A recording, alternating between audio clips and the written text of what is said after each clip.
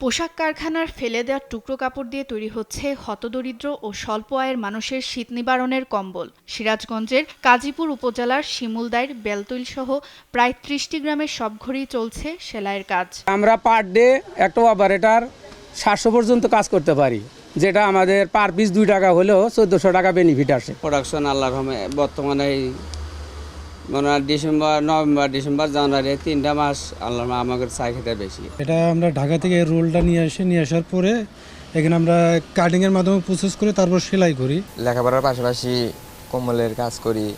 এখানে আমার মতো অনেকেই কাজ করে এবং তাদের দৈনিক খরচ এবং লেখাপড়ার খরচ এখান থেকেই তারা বের করে। একটা মুড়ি করে সেলাই করা লাগে, আর একটা আছে মনে করেন পাইপিং করা লাগে। আবার মনে করেন যে এই দুটো কোয়ালিটি আমার সেলাইয়ের সিস্টেম হলো, একটা হলো হ্যাম আর একটা হলো পাইপিং। ছোট্ট পরিসরে শুরু হলেও চাহিদা বাড়ায় প্রসার ঘটতে থাকে এই কম্বল শিল্পের। গার্মেন্টসের ঝুট কাপড় থেকে শুরু হলেও এখন কম্বলের কাপড় পর্যন্ত এখানে তৈরি হচ্ছে।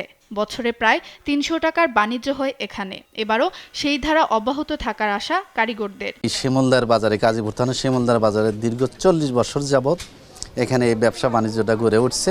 যদি শীতের সংখ্যা যদি ভালো হয় তাহলে আমরা আরও বেশি সেল করতে পারবো, এবং সরকার যদি পাশাপাশি আমাদের যদি আর্থিক লোনের দিকে যদি কিছু সহযোগিতা করতো তাহলে আমাদের জন্য খুবই উপকার হতো। আমাদের প্রায় 2 থেকে 3টা বিভাগের লোক পাইকাররা আসতো।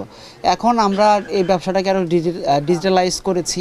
আমরা কাজীপুর কম্বল বাজার ফেসবুক পেজ এবং কাজীপুর কম্বল বাজার.com ওয়েবসাইটের মাধ্যমে 64টি জেলার একেবারে B2C অর্থাৎ সরাসরি কারখানা থেকে কাস্টমারের কাছে কম্বল পৌঁছে দিতে সক্ষম হচ্ছে। গার্মেন্টসের বাতিল কাপড় থেকে কিন্তু আমাদের কম্বলগুলো তৈরি করা হতো।